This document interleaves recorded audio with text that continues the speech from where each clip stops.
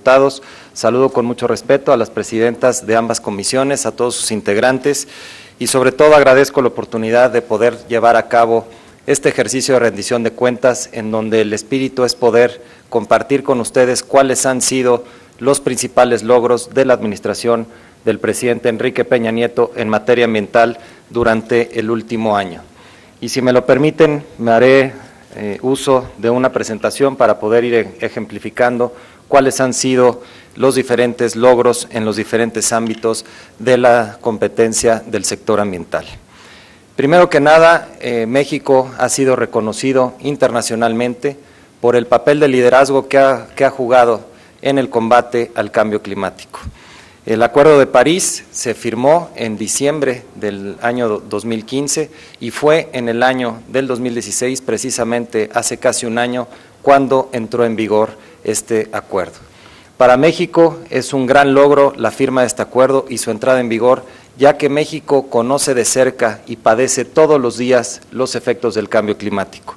Por eso, ante los comentarios y la inminente salida de los Estados Unidos de este acuerdo, el presidente de la República ha sido enfático en diferentes ocasiones en que México no se sale del acuerdo, en que México respalda y que el Acuerdo de París debe de ser irreversible.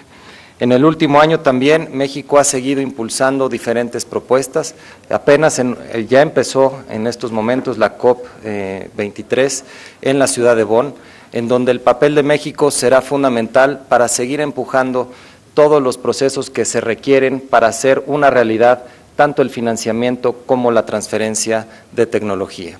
México también en la COP de Bonn impulsará que se puedan llevar a cabo las propuestas que hiciera México en la COP de París, donde pedíamos que también las medidas de adaptación y específicamente el desarrollo de sistemas de alerta temprana también sea una realidad y también se puedan hacer en el menor tiempo posible. Y finalmente, en la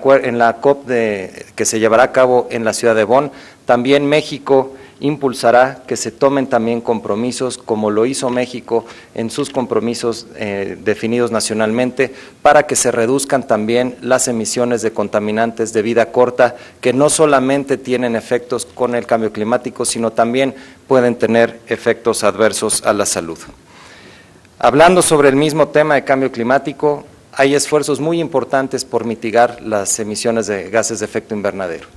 Siendo el sector energético uno de los principales generadores de este tipo de contaminantes, México ha impulsado una reforma energética que pretende que se puedan incorporar dentro de nuestra matriz la generación de energías limpias y nos da mucho gusto decir que se ha incrementado de manera muy importante la generación de este tipo de energías en nuestro país.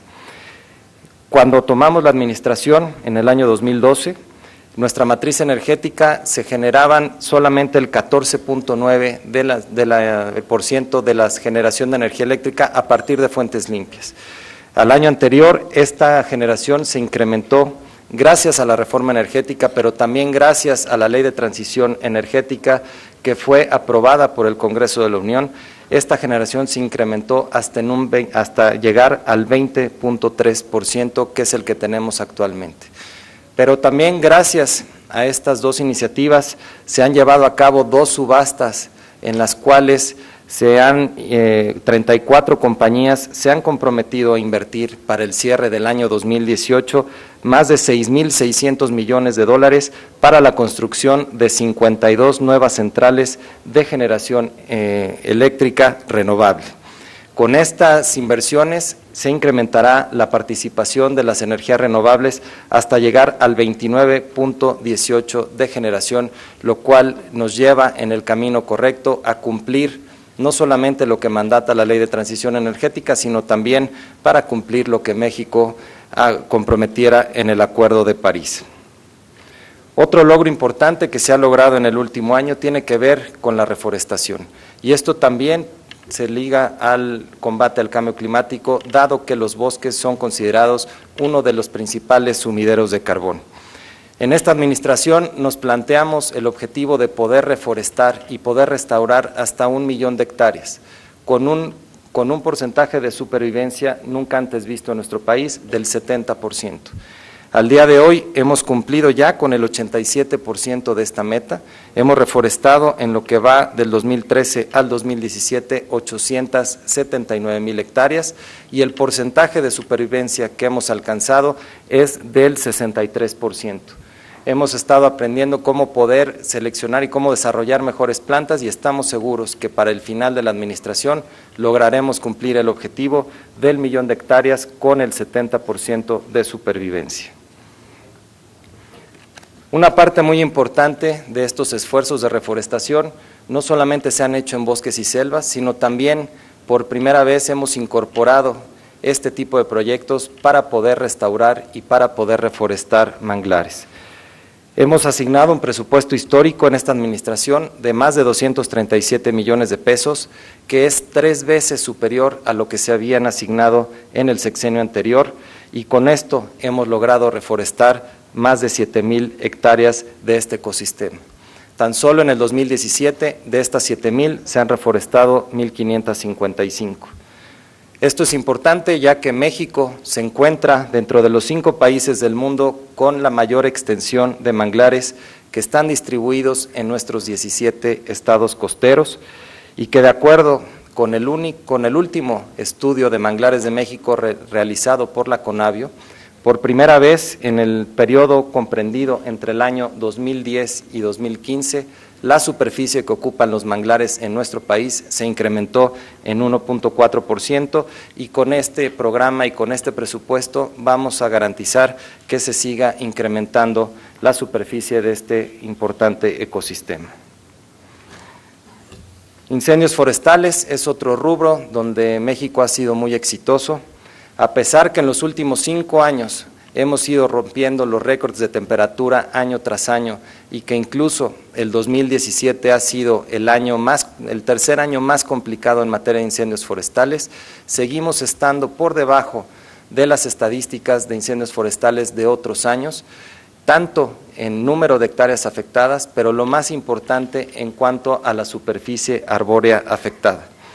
Esto no ha sido obra de la casualidad, para poder lograrlo hemos triplicado el número de combatientes forestales. Al día de hoy tenemos 22,450 combatientes forestales que se comparan con los 7,600 con los que recibimos esta administración. Pero también, además de incrementar el número de combatientes, hemos hecho inversiones importantes para capacitarlos y para otorgarles mejor equipamiento. Se invirtió en la creación de 6 centros regionales para el combate al fuego, los cuales hoy están funcionando al 100% y con los cuales también hoy aseguramos tener personal mejor capacitado y mejor equipado. Y algo muy importante también ha sido la cooperación internacional que ha tenido nuestro país para el combate a incendios forestales con vecinos de otros del continente. En el 2016 y en el 2017, por primera vez en la historia, México envió combatientes forestales a los países de Canadá y Chile. En el 2016 fueron 50 combatientes quienes fueron a Canadá y en este año 2017 fueron 250 combatientes forestales que han generado el reconocimiento del gobierno canadiense en más de una ocasión y también han generado ya la solicitud por parte del gobierno de Canadá para que en el 2018 hasta 1,500 compañeros combatientes forestales de CONAFOR puedan ir a Canadá a ayudarles en el combate a incendios forestales. Algo que abona a un compromiso que también hiciera nuestro país en la COP de París fue el poder garantizar que para el año 2030 México llegara al 0% de deforestación. En los años 90 se perdían más de 300,000 hectáreas de bosques y selva todos los años en nuestro país. Al día de hoy se ha reducido esta cifra de manera muy importante hasta llegar a 90,000 hectáreas por año. Tenemos el compromiso de poder reducirlo aún más para poder llegar a 0%, como lo decía, para el 2030. Y para poder llegar a esto es importante frenar un conflicto histórico entre el sector productivo y el sector ambiental. Gran parte de los bosques y selvas que se pierden en nuestro país tienen que ver con el cambio de uso de suelo para poder hacer actividades productivas. Por esta razón, el año pasado, en diciembre, cuando México fue sede de la COP13 de biodiversidad, el titular de Zagarpa y el titular de Semarnat firmamos un acuerdo considerado histórico por muchos de los grandes ambientalistas de México. en donde el sector productivo se compromete a hacer una consulta antes de entregar cualquier tipo de incentivo, tanto de ganadería como agrícola, hacer una consulta para ver si el predio donde se pretende llevar ese incentivo o ese proyecto productivo es de interés para la conservación. Y en caso de serlo, Zagarpa se compromete a no entregar ese incentivo, sino a redireccionarlo al interesado para que pueda tener acceso a programas ambientales para la conservación de ese suelo. El día 22 de mayo de este año, que celebramos el Día Internacional de la Biodiversidad, el presidente de la República nos instruyó, tanto al titular de Zagarpa como al titular de Semarnat, a dar un paso más y que este acuerdo no quedara en buenas intenciones de un gobierno o de dos secretarios al turno, que se pudiera llevar esto a una propuesta de ley para que ya quedara mandatado esta coordinación y que esto pudiera frenar la deforestación en nuestro país. Nos da mucho gusto el que de esta soberanía haya salido una iniciativa para proponer una nueva ley de desarrollo forestal sustentable, misma que hoy ya se está discutiendo en el Senado, y que el Senado hizo estas modificaciones que instruyó el presidente de la República, así es que estamos muy pendientes y esperando que se pueda votar esta iniciativa y que ya hoy sea una realidad y que de una vez por todas este conflicto histórico entre el sector productivo y el sector ambiental quede subsanado para el bien de nuestros bosques y de nuestras selvas. Un instrumento que es clave en la conservación son las áreas naturales protegidas. En lo que va de esta administración se ha triplicado la superficie que está bajo un esquema de conservación. En el último año el presidente de la República decretó 5 áreas naturales nuevas, con las cuales se triplicó esta superficie y que al día de hoy esto nos ha logrado no solamente alcanzar la meta que tenía México comprometida con Naciones Unidas de proteger el 10% de nuestros mares, sino la duplicamos con los decretos del Caribe mexicano, del Pacífico mexicano profundo, de islas del Pacífico, y también se decretó un área terrestre que corresponde a la Sierra de Tamaulipas. Pero no se trata nada más de decretar territorio por decretarlo, sino que efectivamente esté protegido. Y uno de los principales mecanismos para la protección de nuestras áreas naturales protegidas es que cuenten con un programa de manejo. No solamente en este programa de manejo se especifica qué actividades no se pueden hacer, sino cuáles se deben de hacer, en qué lugar específico del área natural protegida deben de realizarse para garantizar este equilibrio entre el desarrollo y la protección y la conservación. En lo que va de esta administración se han publicado 44 programas de manejo, con lo cual se ha terminado con un déficit histórico que tenía la Comisión Nacional de Áreas Naturales Protegidas, porque hay que recordar que cuando empezó esta administración solamente 67 áreas naturales protegidas tenían este programa de manejo. En esta administración ya suman 111, pero además hemos publicado programas de manejo de áreas sumamente importantes que habían sido decretadas hace muchos años, como el Nevado de Toluca, que no contaba con este instrumento, o como el Parque Nacional del Sistema Arrecifal Veracruzano, que también tenía mucho tiempo sin contar con este instrumento, y hoy lo tenemos. Y lo que es importante es que hemos comprometido que en esta administración se van a publicar el 100% de los planes de manejo para aquellas áreas que sean susceptibles a tenerlo. También en el último año hemos logrado inscribir un nuevo sitio a la lista de Patrimonio de la Humanidad de la UNESCO, y es el archipiélago de Revillagigedo. Con esto ya suman 6 sitios naturales y un sitio mixto inscritos en esta lista tan privilegiada, y lo cual ya nos hace el país de América Latina con mayor número de sitios Patrimonio de la Humanidad, y con lo cual también se ha pedido incrementar la protección de esos mismos sitios. También una gran noticia y un gran resultado que hemos tenido en el último año, que tiene que ver con el cuidado de nuestras áreas naturales protegidas, es la creación de la Gendarmería Ambiental. Esta Gendarmería nació apenas en el año 2016, en abril, cuando se firma un convenio con la Comisión Nacional de Seguridad, y para julio del mismo año ya teníamos a los primeros 200 elementos. Al día de hoy nos da mucho gusto decir que a tan poco tiempo de haber sido creada, Ya contamos con más de 1,000 gendarmes, los cuales han tenido presencia directa en 16 de las 67 áreas naturales que consideramos prioritarias, pero que además han tenido resultados muy importantes. Por mencionar solo algunos, en la Reserva de la Biosfera de la Mariposa Monarca, donde había un problema de tala ilegal importante que ponía en riesgo este flujo migratorio milenario,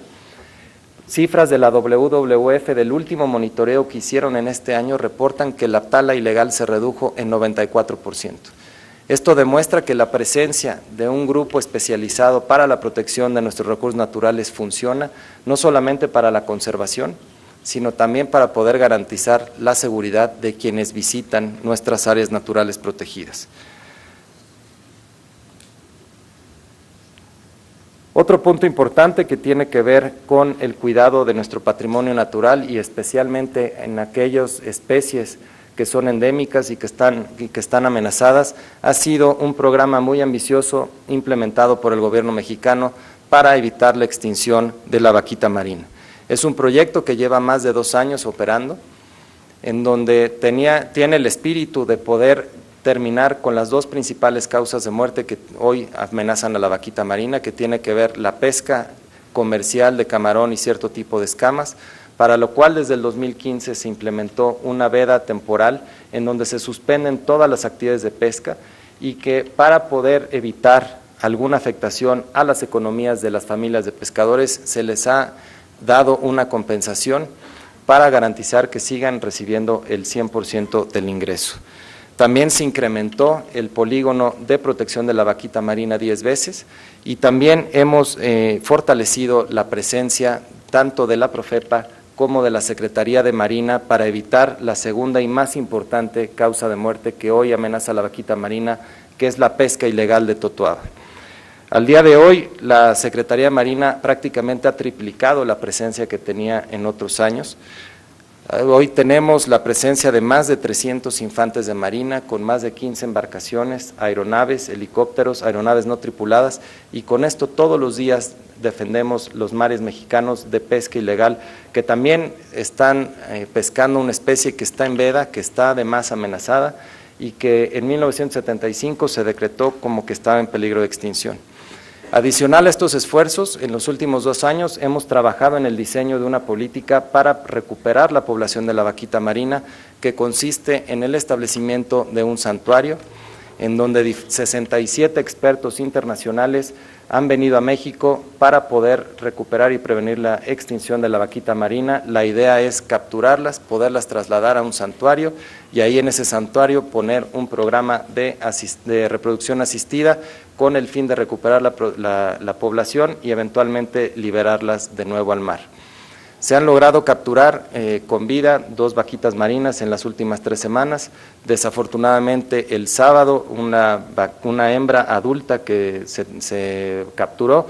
tuvo complicaciones ya una vez estando en las instalaciones del santuario. Se intentó hacer la liberación del individuo, se liberó, regresó a donde estaba el cuerpo de veterinarios, se le propició servicios de asistencia y lamentablemente el animal murió hacia la medianoche del día sábado. Hemos estado pidiendo que se revisen los resultados de la necropsia para entender cuáles fueron las causas de muerte y poder hacer las modificaciones a este programa, y esperaremos cuál es la recomendación de este grupo de expertos de cómo proseguir hacia el futuro.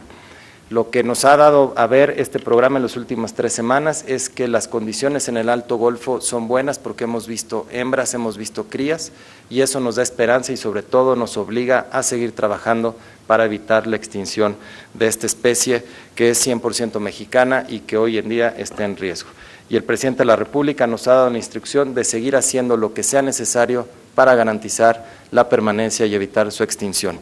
Con esto terminaría y estaré muy pendiente a las preguntas que pudieran surgir de cada uno de ustedes. Nuevamente, muchas gracias. Muchas gracias, secretario.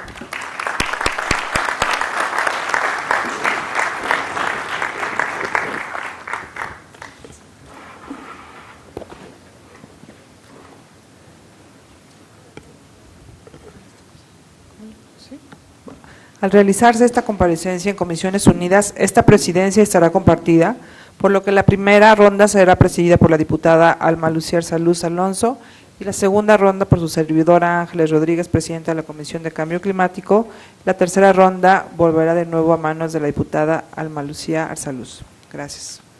Gracias. Para conducir la primera ronda de preguntas y respuestas de esta comparecencia, cedo el uso de la voz a la diputada Alma Arzaluz, presidenta en este acto de la Comisión de Medio Ambiente y Recursos Naturales. Gracias.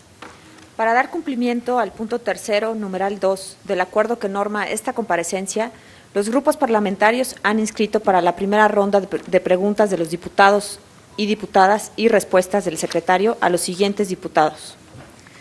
Diputada Angie Denise Hoffman Torres, por Movimiento Ciudadano. Diputada Edna González Evia, por el Partido Verde Ecologista de México. Diputada María Chávez García, por Morena. Diputado Juan Fernando Rubio Quirós, por el PRD, diputada María García Pérez, por el PAN, y diputada Sandra Méndez Hernández, por el PRI. Toda vez que ninguna de las dos comisiones ante las que se comparece no se cuenta con integrantes del grupo parlamentario del Partido Encuentro Social y no contamos con presencia del diputado alguno del grupo parlamentario de Nueva Alianza, se cede el uso de la palabra hasta por 3 minutos por parte del grupo parlamentario de Movimiento Ciudadano a la diputada Angie Denise Hoffman Torres.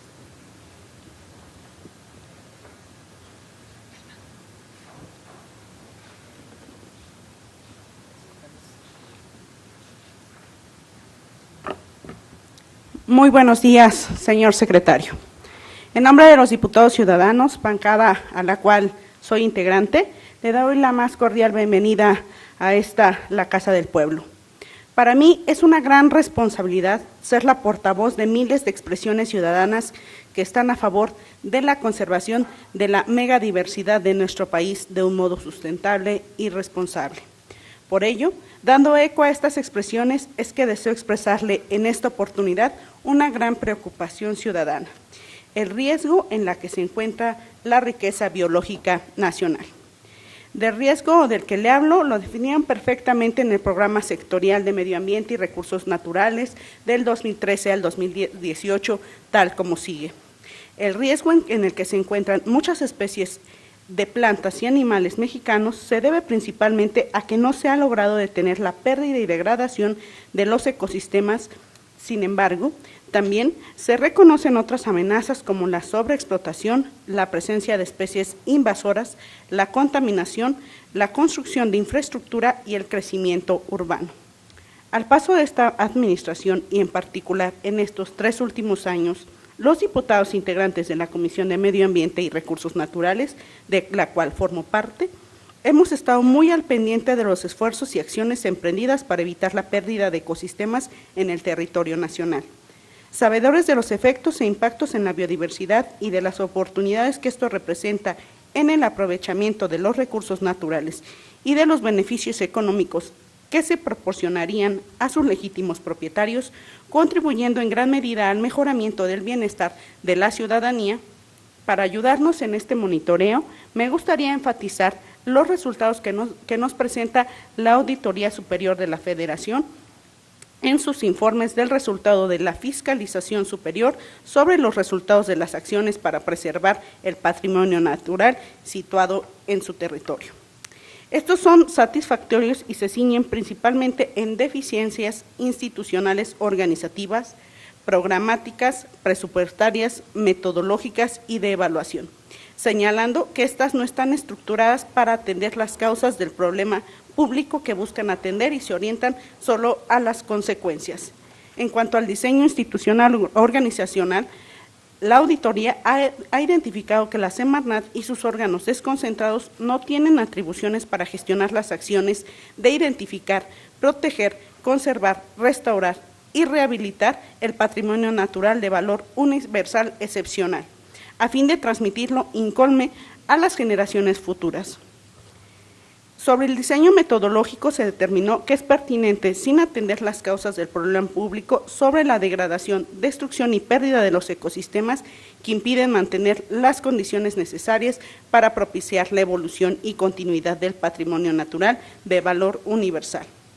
Y finalmente, en cuanto al diseño de evaluación, se determinó que hasta el 2014 los expertos de medio ambiente no han realizado evaluaciones sobre el patrimonio natural.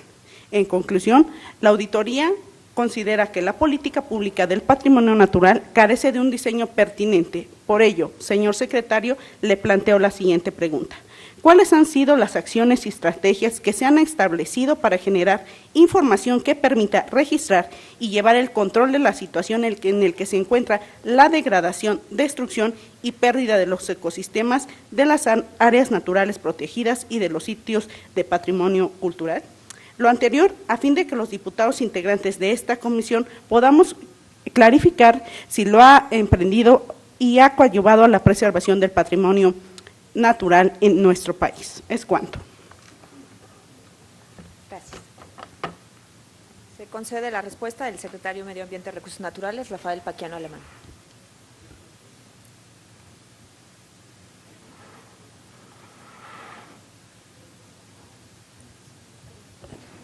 Muchas gracias, diputada Hoffman, y comentarle que también nosotros compartimos con esa preocupación sobre la pérdida de la biodiversidad, y por eso nuestro país, cuando fue sede de la COP13, propusimos como lema de esa convención el poder incorporar la biodiversidad como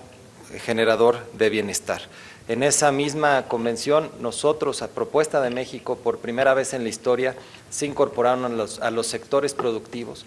que son quienes más pueden incidir en la pérdida de biodiversidad, como lo es la agricultura, pesca, el turismo y también la parte forestal, para que por primera vez se incorporaran criterios, no solamente en México, sino todo el mundo, para la conservación y el aprovechamiento de la biodiversidad. El gobierno del presidente Peña ha buscado siempre mediar en cómo poder aprovechar esta riqueza natural para que se pueda hacer de manera responsable, para que se pueda también privilegiar la conservación, pero al mismo tiempo también darle beneficios a los dueños de esos recursos. Este gobierno le ha apostado a incrementar el número de áreas naturales protegidas, que por mucho es el mejor instrumento para la protección de la biodiversidad, tanto de flora como de fauna. Por eso se ha triplicado la superficie. Por eso también hemos insistido en publicar el mayor número de programas de manejo para garantizar que estén claras las reglas de qué se puede y qué no se puede hacer en nuestras áreas naturales protegidas, y por eso también creamos y le apostamos a un nuevo cuerpo de seguridad que vigile que ese patrimonio natural de los mexicanos se cuide, y por eso ahí está la Gendarmería Ambiental, y también hemos hecho una alianza histórica con nuestras Fuerzas Armadas, con el Ejército Mexicano y con la Secretaría de Marina, para garantizar que estas áreas, sobre todo las marinas, que antes no contábamos con el número de personal suficiente para poderlos cuidar, hoy podemos garantizar que nuestros ecosistemas marinos están mejor cuidados que nunca. Gracias, secretario. Por parte del Grupo Parlamentario del Partido Verde Ecologista de México, se le da el uso de la voz hasta por 3 minutos a la diputada Edna González Evia.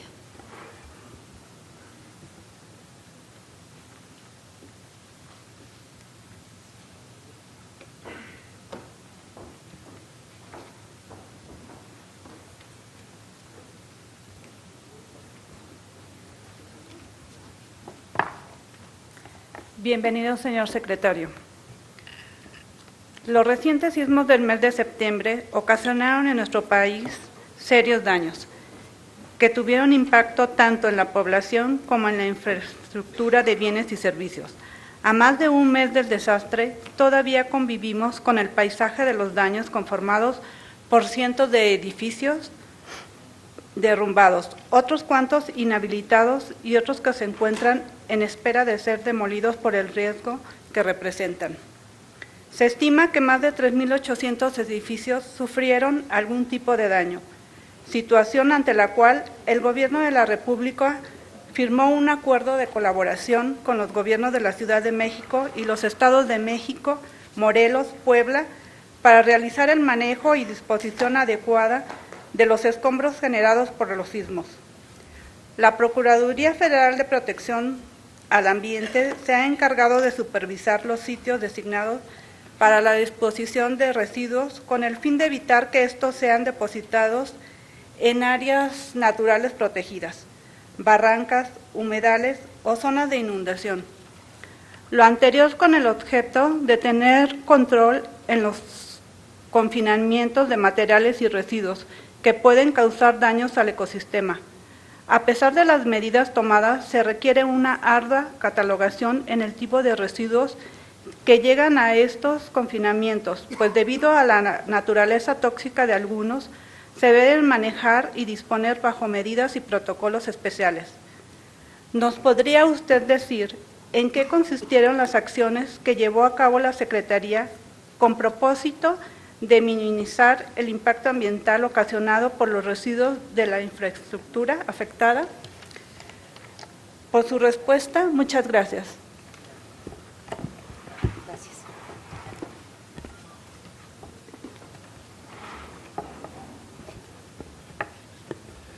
Muchas gracias, diputada Edna González. Derivado del sismo ocurrido el 7 de septiembre del presente año, el día 20 de septiembre entregamos los lineamientos para el manejo de residuos de la construcción y de la demolición generados por el sismo en los estados de Oaxaca y Chiapas, para aquellos municipios que contaran con una declaratoria de emergencia que publicó la Secretaría de Gobernación. De la misma manera, del día 21 al 24 de septiembre, se envió al estado de Oaxaca una comitiva integrada por personal de la Subsecretaría de Fomento y Normatividad Ambiental de la Semarnat, con el objetivo de poder definir de manera conjunta con el gobierno del estado y también con los gobiernos municipales de los 41 municipios con declaratoria de emergencia, cuáles eran los sitios ideales para el almacenamiento temporal, pero también para la disposición final de todos aquellos residuos de la construcción. También del 26 de septiembre al 2 de octubre de este año, se envió nuevamente al estado de Oaxaca una comisión integrada por personal de la Semarnat con el objetivo de verificar que esos 41 sitios de los municipios estuvieran siendo utilizados para esos fines. Paralelamente a estas actividades, también el 28 de septiembre se firmaron las bases de colaboración